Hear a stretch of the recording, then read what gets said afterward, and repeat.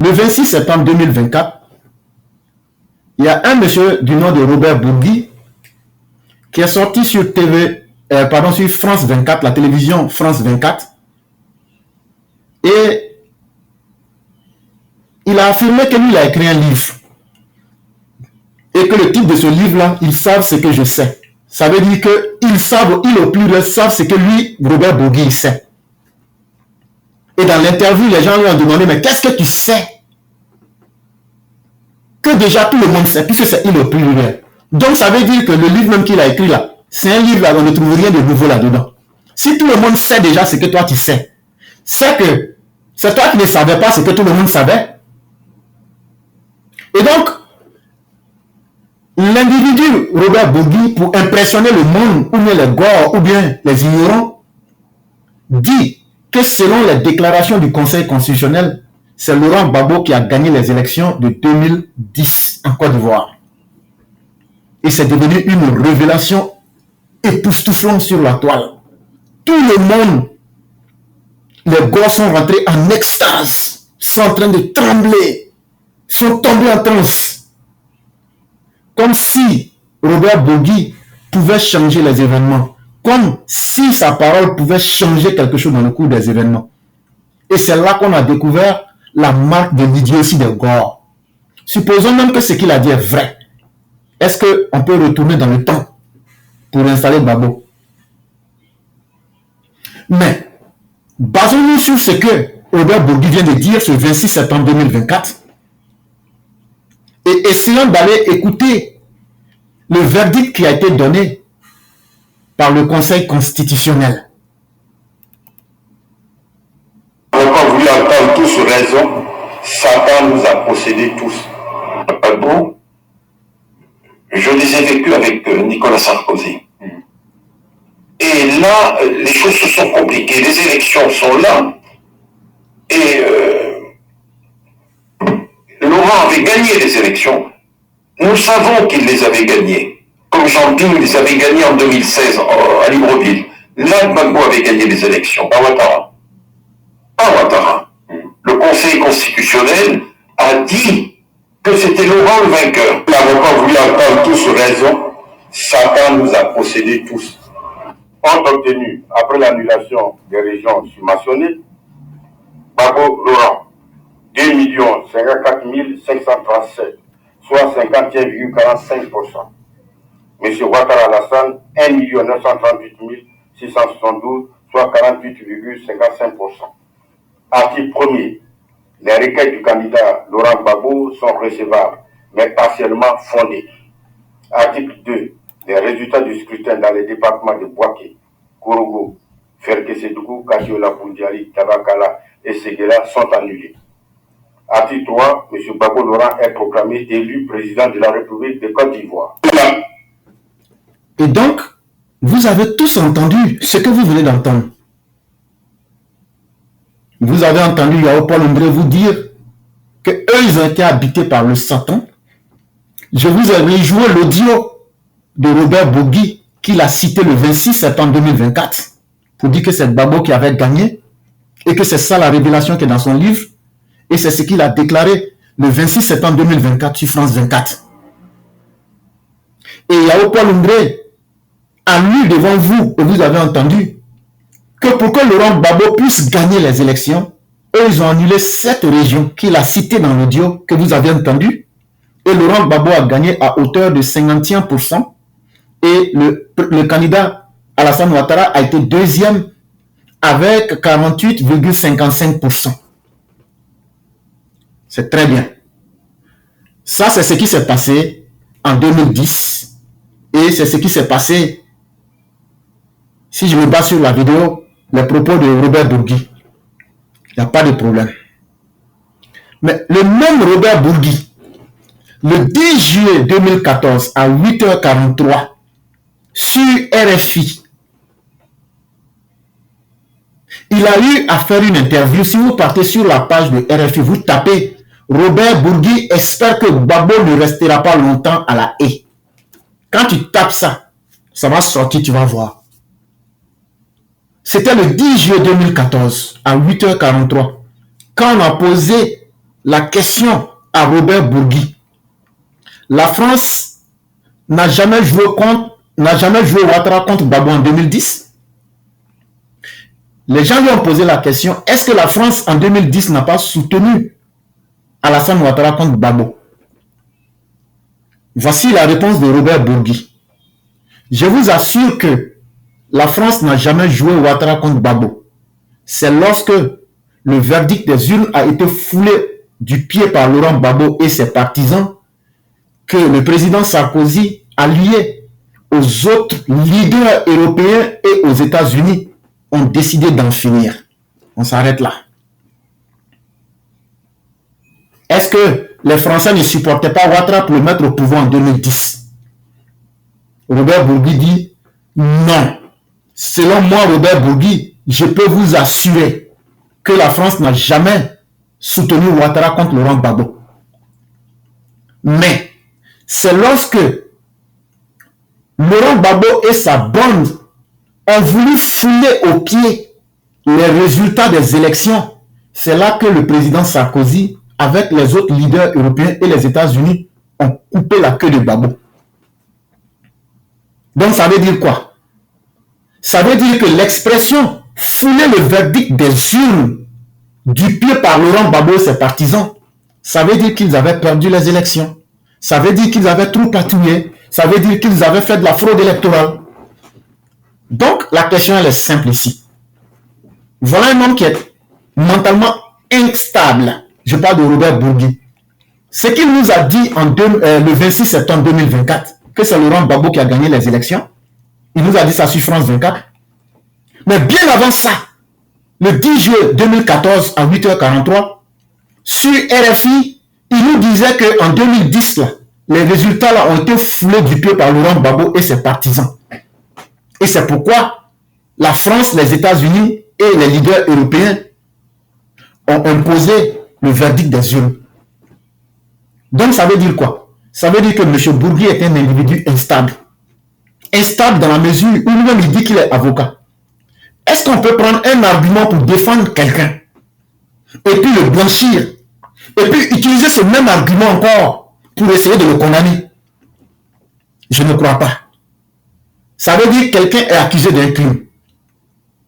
On dit bon, voilà les raisons qui ont fait que tu seras condamné. On dit puisque tu as foulé les lois de la République au pied, c'est ce qui a fait que tu as été condamné en 2010. Tu as violé le verdict des urnes en les foulant au pied par toi, Laurent Gbagbo et tes partisans. C'est pourquoi les Sarkozy, les leaders européens, les États-Unis se sont levés contre toi. Ça, c'est ce que Robert Bourgui disait le 10 juillet 2014 sur RFI à 8h43. Et aujourd'hui, c'est le même Robert Bourgui, le 26 septembre 2024, qui vient nous répéter la même chose, mais de différentes manières. Comme quoi, la vidéo qu'on vous a jouée là, quand il dit que Laurent Gbagbo et ses partisans ont foulé le verdict du scrutin là, c'est justement la vidéo de Yao Paul Ndré que je vous ai jouée. Il aurait fallu que cette région de la Côte d'Ivoire soit éliminée pour que Laurent Gbagbo puisse obtenir 51% des voix et que le président Ouattara reste avec 48,55% des voix. Mais l'expression fouler au pied le verdict des urnes là, ça veut dire quoi? Ça veut dire qu'il a fallu qu'on viole la constitution ivoirienne pour que Laurent Gbagbo puisse gagner selon le Conseil constitutionnel. Et comme on le sait, il suffit simplement d'aller regarder l'article 36 de la constitution ivoirienne. L'élection du président de la République est acquise à la majorité absolue des suffrages exprimés. En français simple, quand on fait élection du président de la République, là, tous ceux qui ont le droit de voter, là, une fois qu'ils ont fini de voter, là, c'est eux tous leur voix en compte. Et puis celui qui a le plus gagné, là, c'est lui qui devient président. Si celle-ci n'est pas obtenue, ça veut dire si la majorité absolue n'est pas obtenue, il est procédé à un second tour. 15 jours après la proclamation des résultats du premier tour. Et donc, on va s'arrêter là. Donc, quand Laurent Gbagbo, avec Yao Paul Undré, ont annulé les 7 régions-là, c'est que lui-même, Robert Bourgi, reconnaît comme ils ont foulé les résultats, le verdict électoral au pied là. S'ils ne voulaient pas fouler ça au pied là, les résultats qu'ils ont donnés, où Laurent Gbagbo a gagné à 51% là, et puis Alassane était deuxième avec 48,55% là, la constitution ivoirienne dit c'était pas suffisant, puisque c'est une partie de la Côte d'Ivoire, une partie de la majorité absolue qui n'a pas pu voter parce que leur vote a été annulé. En ce moment donc, après que Yao Paul Undré ait annoncé ces résultats-là, 51% pour Gbagbo et 48,55% pour le président Ouattara, 15 jours après cette proclamation-là, l'État devrait tout mettre en place. Les 7 régions qui ont été éliminées là, on leur fait faire encore un nouveau vote. Et ce nouveau vote-là, on prend ça. Quand on prend les résultats là, on ajoute ça maintenant sur les résultats que les deux ont obtenus. Et puis maintenant, on va obtenir la majorité absolue. Tant que dans l'élection présidentielle, selon l'article 36, tant que la majorité absolue n'est pas acquise, le président ne peut pas être élu. Or, le résultat que Yao Paul Undré a proclamé, soi-disant Cour suprême, c'était un résultat qui ne reflétait pas la majorité absolue des suffrages exprimés. Et pourquoi? Parce qu'il y a 7 régions qui ont été invalidées. Et ils n'ont pas accepté de respecter la même constitution dans son article qui dit qu'ils avaient 15 jours pour faire des élections. Les 15 régions qui ont été annulées, on met toutes les dispositions en place et on fait une élection là-bas. Et ces résultats-là, on les ajoute pour donner le résultat qui va refléter la majorité absolue des suffrages. Donc quand ce même monsieur vient nous dire aujourd'hui que c'est ce qu'il utilise aujourd'hui comme un argument, mais on lui dit non, mais tu te trompes mal. Mais en réalité, on comprend que c'est quelqu'un qui veut vendre son livre. Et ça, on ne peut pas lui en vouloir pour cela. Mais le fait que les médias français comme France 24 se prêtent à ce jeu-là, à chaque fois qu'un pays francophone est en train d'obtenir la voie de la stabilité, les Français ont cette sale habitude de déstabiliser à travers leurs médias les pays africains qui veulent s'en sortir. Nous disons à la France, ce que les Maliens vous ont fait, ce que les Burkinabés vous ont fait, ce que les gens du Niger vous ont fait, ça serait encore, ce serait très peu. Parce qu'en Côte d'Ivoire, nous allons nous attaquer gravement à vos intérêts de la manière que vous n'avez jamais imaginé. Ça, c'est aussi simple que cela. Ce n'est pas un avertissement, mais ça sera du factuel. Mais continuez de faire l'hypocrisie et de jouer sur les deux fronts. Vous n'aurez que vos yeux pour pleurer. Ça, au moins, c'est une garantie sûre. Mais bien avant, au moins, c'est depuis que le monde existe, c'est un marchand, un rat des palais d'Afrique. Robert Bourgi lui-même se présente comme l'homme des palais africains. Et que c'est lui que les gens utilisaient pour prendre l'argent de capital en capital pour donner ça aux Français. C'est un homme à une moralité sale. Et encore, Laurent Gbagbo prend l'argent des Ivoiriens. Les impôts des Ivoiriens, il les dilapide. On devait même poursuivre Laurent Gbagbo pour cela. Et donc, même l'interview de Robert Bourgi et ses affirmations peuvent condamner Laurent Gbagbo lourdement. Mais ça, c'est une autre question. Est-ce que la parole de Robert Bourgi, qui ne sera plus rien du tout, peut être importante plus que la certification des élections par l'ONU? Parce que quand les gens parlent, les gens oublient qu'il y a eu un passé. Et moi, l'objectif de ce que je fais, c'est de rappeler aux Ivoiriens que le passé, là, il est important. En 2010, qu'est-ce qui s'est passé? Et quel a été le verdict de l'ONU qui a certifié des résultats?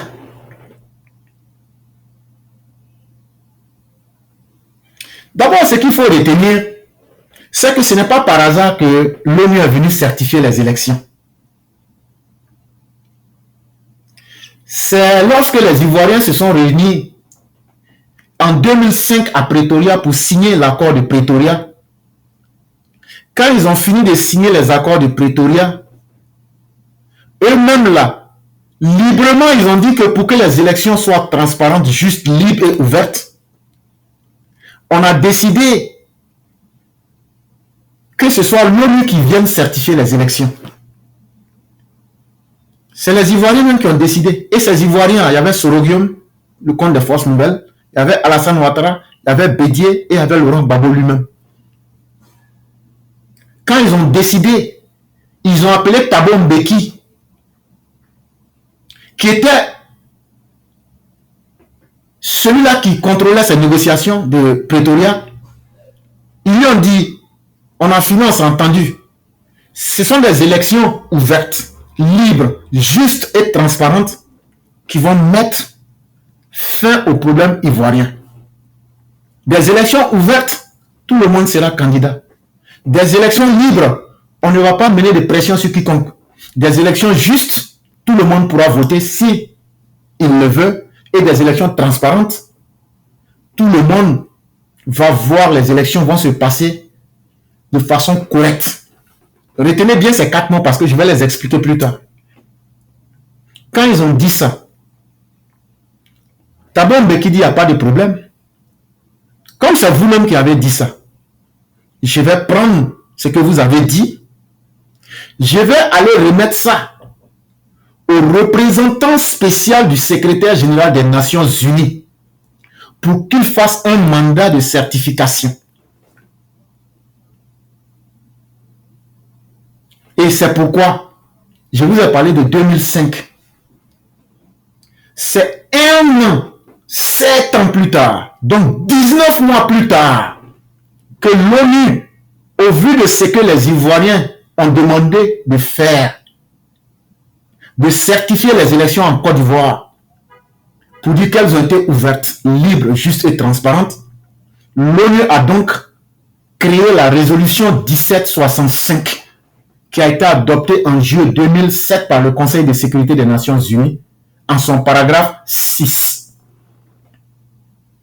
Et dans son 6e paragraphe, l'ONU a dit le représentant spécial des Nations Unies en Côte d'Ivoire, M. Choi, va s'occuper du mandat de la certification. Donc arrêtez de mentir aux gens que non, on a obligé les gens à venir donner des résultats. C'est nous qui avons appelé des gens. Et voilà la vraie réalité qu'on est en train de dire à tout le monde. Mais la certification là même, c'est quoi? Ça aussi, il faut qu'on explique aux gens. La certification là, il faut savoir que lorsque la première résolution a été prise en juillet 2007, la résolution 1765, ce n'était pas suffisant. Comment on va appliquer la loi? Pour qu'on puisse bien appliquer, il a fallu encore qu'on ajoute une nouvelle résolution. Cette résolution s'appelle la résolution 1826, qui sera adoptée le 22 juillet 2008.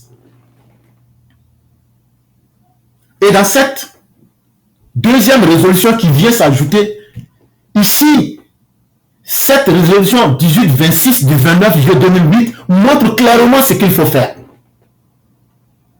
Et ce qu'il faut faire, ils disent 1. Il faut publier la liste électorale. Il faut mettre ça dehors pour que tout le monde voit. Deuxième chose, le secrétaire, le représentant spécial, du secrétaire général des Nations Unies doit certifier cette liste électorale-là de manière explicite. Ça veut dire, il va passer chez tous les partis, chez les Forces Nouvelles, chez Gbagbo, chez Alassane Ouattara, chez Bédié, pour vous dire la liste qu'on a affichée là, est-ce que vous êtes tous d'accord?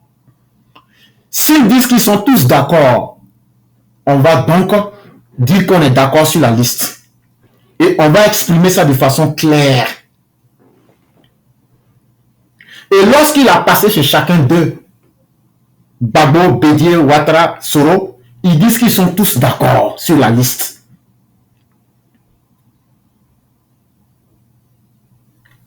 Il dit, est-ce que vous êtes d'accord? Chacun d'eux dit d'accord. Il dit, comme vous êtes d'accord, là, mettez vos signatures. Il dit, c'est pas d'embouche, hein, parce qu'on a dit, il faut que ce soit fait, certifié de manière explicite.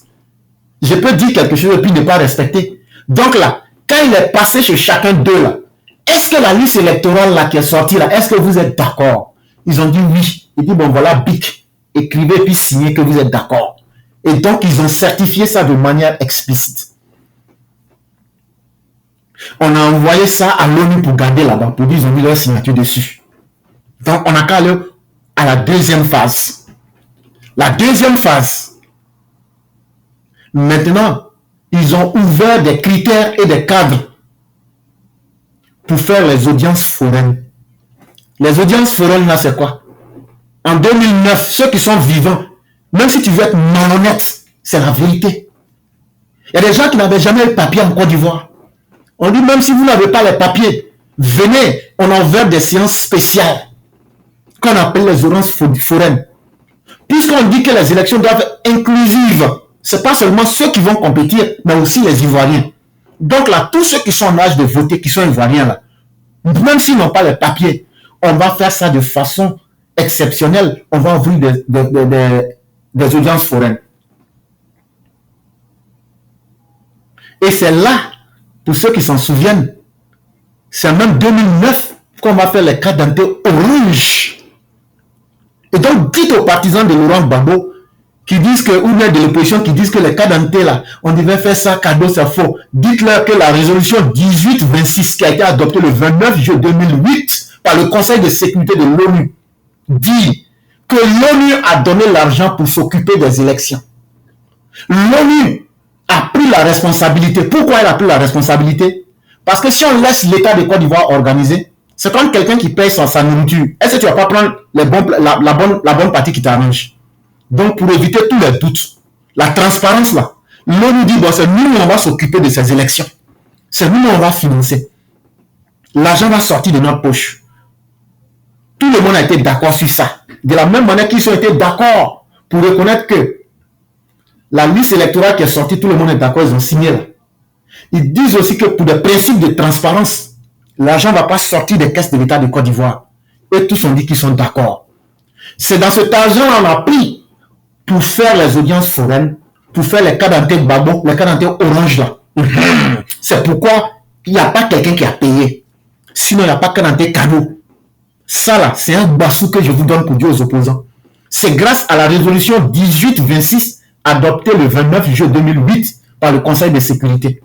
Sinon là, c'est pas que Gbagbo était gentil, ou bien c'est pas que c'est lui qui avait payé, c'est même pas l'État de Côte d'Ivoire qui avait payé.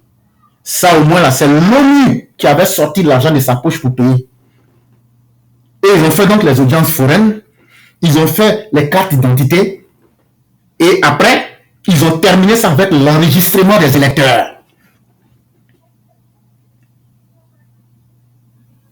Et donc, voilà ce qui a été fait. Et quand ça c'est fini maintenant, ils sont revenus maintenant pour dire comme les conditions techniques sont réunies, c'est dans quelle atmosphère on va organiser les élections. Ils se sont assis. Et puis maintenant, ils ont trouvé, voilà les critères qu'ils ont trouvés. 1. Il faut que ça se passe dans un climat apaisé. L'inclusion. Tous les citoyens qui peuvent voter doivent pouvoir voter. Et si tu votes, ton vote doit être reconnu. Mais est-ce que c'est pas ce que Laurent Gbagbo a refusé à cette région de la Côte d'Ivoire?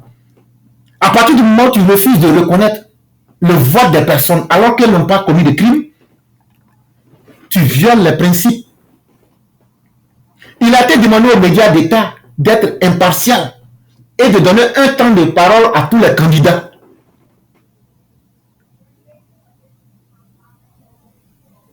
Et dernière condition, les résultats seront certifiés d'une manière explicite. Ça veut dire quoi?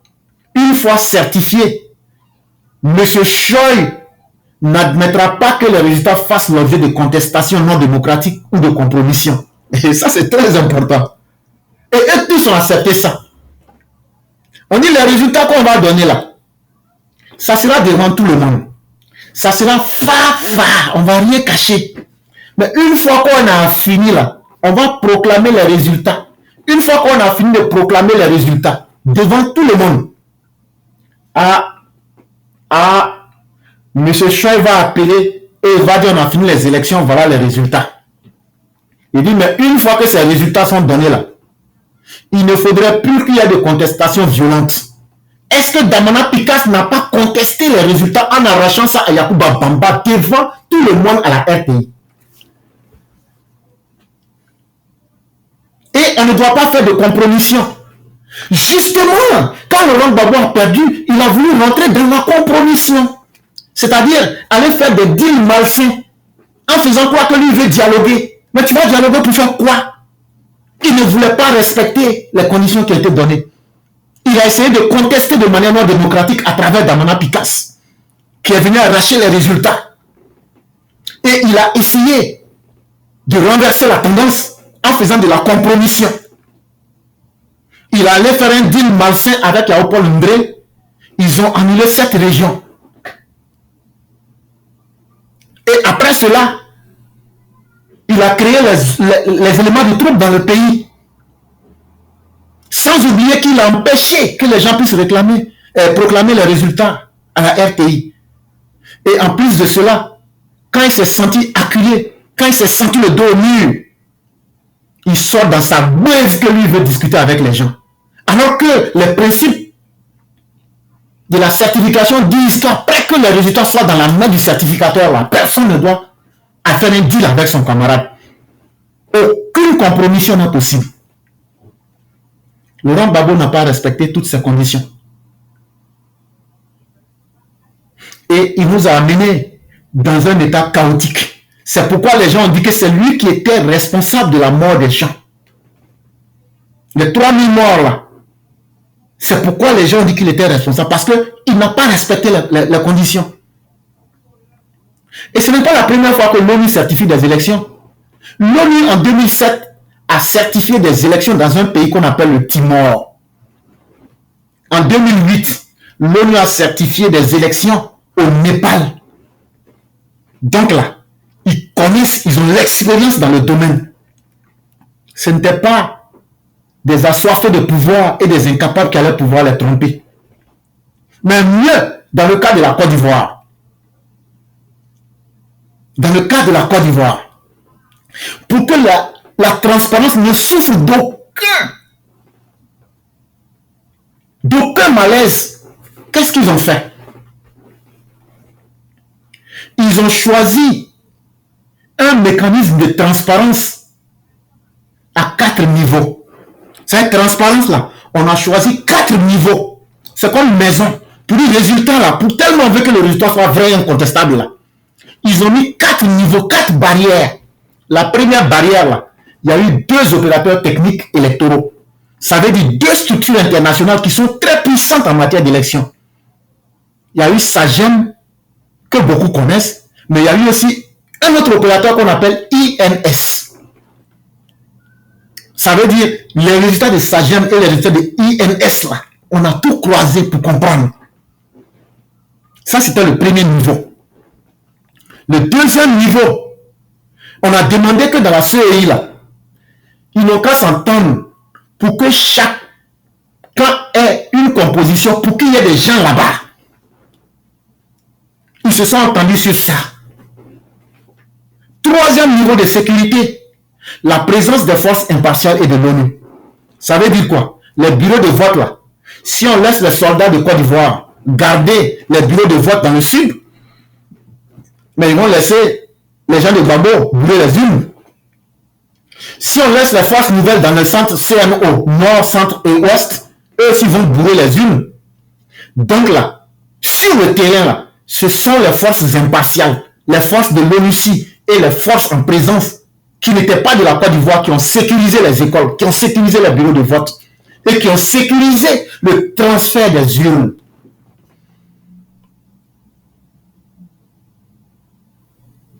Les boîtes dans lesquelles on a mis les résultats là, ce sont les forces impartiales avec l'ONU qui ont escorté, quand le vote est fini, on a fermé le bureau de vote là. C'est eux qui ont escorté ça pour aller. Là, on doit compter les résultats. Quelqu'un qui est bangladais, quelqu'un qui est français, quelqu'un qui est gagné, lui, il a quoi avoir d'en faire d'élection? Lui, il est venu pour chercher son argent en tant que force de maintien de la paix. Est-ce que lui, c'est son souci d'ouvrir une caisse pour contrôler? Il s'en fout. Mais tellement on ne voulait pas qu'on dise non, pour que les rebelles viennent dire non, les gens de Gbagbo là, et sur leur côté, ils ont surveillé, c'est eux qui ont fait ça. Pour que ça devienne du tohu-bohu, ce sont les forces impartiales et l'ONUSI qui s'est occupé de la sécurisation des lieux de vote et du transport des urnes pour aller là où il faut compter. Tout le monde était d'accord sur ça. Et le quatrième niveau de sécurité, on a demandé exprès à tous ceux qui veulent être des observateurs, que tu sois un observateur national ou un observateur international, si vous êtes des observateurs internationaux ou des observateurs nationaux, vous partez au siège de l'ONUSI pour dire, moi je veux contrôler les élections dans tel coin pour donner mon avis. On n'a pas empêché quelqu'un. Tous ceux qui ont demandé, que ce soit à l'international comme au niveau national, on leur a permis d'aller pour prendre pour recueillir leurs avis. Voilà les 4 niveaux de sécurité qui ont été mis en place pour que les élections ne souffrent d'aucun doute. Mais il n'y a aucun observateur international, encore moins un observateur national qui s'est plaint.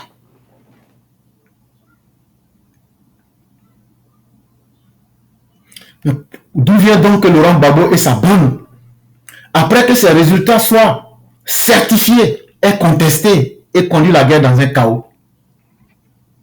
Et à la différence de ce que M. Yao Paul Ndré avait dit, où il a éliminé cette région, et il n'a pas accepté dans les 15 jours de reprendre les élections là-bas, selon l'article 36, le résultat de la CEI a le mérite d'être un résultat qui renferme le suffrage universel. Alassane, 2 483 164 voix, soit 54,10% des suffrages exprimés. Voilà, vous l'avez entendu, 54,1% pour Alassane Ouattara contre 45,9% pour le président sortant Laurent Gbagbo. Nous n'avons pas voulu entendre tous raison. Satan nous a possédés tous. Et donc Nous n'avons pas voulu entendre tous raison. Satan nous a possédés tous. Vous avez entendu? Le résultat qui a été basé sur le suffrage universel, ça veut dire tous ceux qui ont voté, on les a pris en compte là. C'est le résultat de la CEI. Et ce résultat donne 54% au président Ouattara et 45% et quelques à Laurent Gbagbo. Et celui qui a lu, Léopold Ndré qui a lu le verdict de la Cour suprême, vous l'avez entendu, il dit qu'eux ont été possédés par le Satan. En réalité, c'est une manière de vous dire qu'ils ont tripatouillé les élections. Comme disait Robert Bourgui le 10 juillet 2014, que Laurent Gbagbo et ses partisans ont voulu faire entorse au verdict électoral. Donc quand tu viens nous dire aujourd'hui le contraire, c'est comme si tu as condamné Laurent Gbagbo hier en disant qu'il avait perdu les élections, et aujourd'hui tu viens nous dire encore que non, il a perdu les élections, mais c'est lui qui les a gagnées. Ça devient de la tautologie. Ça ne fait pas sens. C'est comme si tu dis, la bonté fait partie de l'espèce humaine. Donc tous les hommes sont bons. C'est faux. La bonté existe, c'est vrai, mais cela ne fait pas que tous les hommes soient bons. Parce qu'encore faudrait-il avoir affaire à eux dans leur spécificité, dans leur particularité pour savoir. Donc venez nous dire que le 10 juillet 2014, sur RFI, que c'est parce que Laurent Gbagbo avait voulu fouler au pied les résultats. Et c'est ce qui a permis au monde entier de lui tenir front et de l'envoyer à la haie. Ça veut dire simplement que Laurent Gbagbo n'avait pas gagné les élections. Mais comment se fait-il que toi qui le disais qu'il n'avait pas gagné les élections en 2014, par quel mécanisme lugubre tu viens encore nous dire qu'il a gagné les élections? Ça veut dire que tu n'es pas un homme sérieux. C'est ce que ça prouve. Et donc, chers Ivoiriens, ce n'est pas tout. Comme vous voulez des preuves, on va vous en donner. Mamadou Koulibaly, tout le monde sait qu'il n'aime pas Alassane Ouattara. Il était même le président de l'Assemblée nationale de Laurent Gbagbo. Mais le 14 juin 2011, quand on lui a posé la question suivante dans Jeune Afrique, Laurent Gbagbo a-t-il, selon vous, perdu l'élection présidentielle de 2010? Voici ce que Mamadou Koulibaly avait qu'à répondre. Même Mamadou Koulibaly, le leader, qui était avec Laurent Gbagbo, qui a été le président du Sénat, si vous voulez, de l'Assemblée nationale, c'est ce que je voulais dire. Il dit, Jeune Afrique lui a posé la question. Et ceux qui veulent l'article, vous tapez Jeune Afrique, Mamadou Koulibaly du 14 juin 2011. La question est simple. Laurent Gbagbo a-t-il, selon vous, perdu l'élection présidentielle? Il a fini par reconnaître sa défaite. D'ailleurs, le 11 avril 2011, Laurent Gbagbo a demandé à Désiré Tabro, alors secrétaire général de la présidence, de sortir avec un mouchoir blanc. Même Mamadou Koulibaly dit que vous avez perdu les élections. Mamadou Koulibaly dit que vous avez perdu les élections. Ça encore, vous n'allez pas aimer ce que je vous dis. Ça va vous faire mal.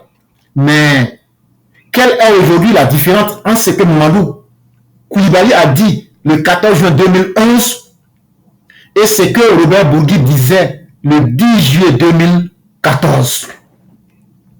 Les deux verdicts disaient que vous aviez perdu les élections. Laurent Gbagbo a perdu les élections. Comme vous voulez qu'on vous rafraîchisse toujours la mémoire, c'est important. On va vous rappeler qu'après ces élections-là, le 31 janvier 2011, les présidents de l'Afrique se sont assis. Ils disent, c'est Ouattara qui a gagné. On n'a plus le temps de nous renseigner avec tous ceux qui sont sérieux. C'est le président Ouattara qui a gagné. Apportez-nous les résultats, on va venir s'asseoir ici pour compter. Quand ils sont allés compter, ils ont vu tous les arguments. Ils ont appelé la délégation de Gbagbo. Ils ont appelé la délégation de Alassane Ouattara. Quand ils ont écouté les deux parties, ils ont écouté les certificateurs. Et ils ont écouté les représentants de la CEI. Et ils ont écouté les représentants de la Cour suprême. Le panel des chefs d'État a dit que c'est Alassane Ouattara qui a gagné. Et ce panel-là, ceux qui étaient là-bas, on va vous citer quelques noms. En 2011, il y avait le président mauritanien, le président sud-africain, le président burkinabé, le président tchadien, il y avait le président tanzanien. C'est eux-là que l'Union africaine a envoyé. Comme ceux qu'ils ont pris sur tous les chefs d'État africains, là. C'est ceux-là qu'ils ont choisi.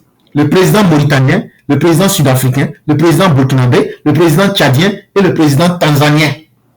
Maintenant, les 5 personnes qui ont été prises, là, eux maintenant, là, ils ont demandé que d'autres personnes s'ajoutent à eux.